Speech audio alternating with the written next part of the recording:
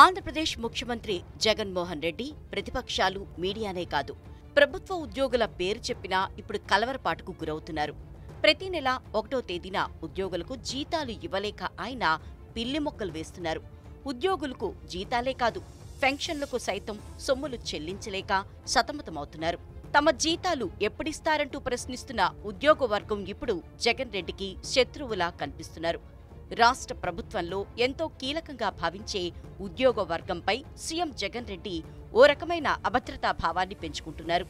వాస్తవానికి 2019లో సామాన్య ప్రజలతో పాటు ఉద్యోగ, ఉపాధ్యాయ, కార్మిక సంఘాల్ని సైతం తన మాయమాటలతో జగన్ రెడ్డి నమ్మించారు.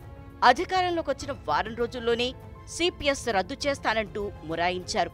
పీఆర్సీ అమలు, వేతనాల పెంపు, ఇంక్రిమెంట్లు, ఏరియల్లు, బోనస్లంటూ నోటుకొచ్చిన హామీలన్నీ ఇచ్చిపారేశారు. తీరా అధికారంలోకొచ్చాక నాలుక మడతీశారు. ఉద్యోగ, ఉపాధ్యాయ సంఘాలతో పాటు పెన్షనర్లను ముప్పతిప్పలు పెడుతున్నారు. జీతాలు, పెన్షన్లుగా ఇవ్వాల్సిన సొమ్ములను తన బటన్ నొక్కుడు కార్యక్రమాలు, పబ్లిసిటీ కోసం వాడుకుంటున్నారు. దీంతో 1వ తేదీన కాదు కదా 10వ తేదీకి సైతం అకౌంట్లలో జీతాలు పడని పరిస్థితి నెలకొంది. ఈ క్రమంలో జీతాల కోసం ప్రభుత్వ ఉద్యోగ, ఉపాధ్యాయ సంఘాలు ఆందోళన బాట పడుతున్నాయి. ప్రతి నెల తమ జీతాల్ని సకాలంలో చెల్లించాలని డిమాండ్ చేస్తున్నాయి. అయితే వచ్చే ఎన్నికల్లో ఉద్యోగులు తమకు ఎక్కడ వ్యతిరేకంగా పనిచేస్తారో అని జగన్ భయపడుతున్నారు.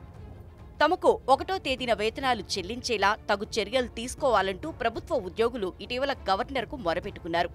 అయితే దీనిపై సానుకూలంగా స్పందించి వేతనాలు సకాలంలో చెల్లించాల్సిన ప్రభుత్వం వారిపై కక్ష సాధింపు చర్యలకు దిగుతోంది. ఏపీ ప్రభుత్వ ఉద్యోగుల సంఘం గుర్తింపునే రద్దు చేసే దిశగా అడుగులు వేస్తోంది.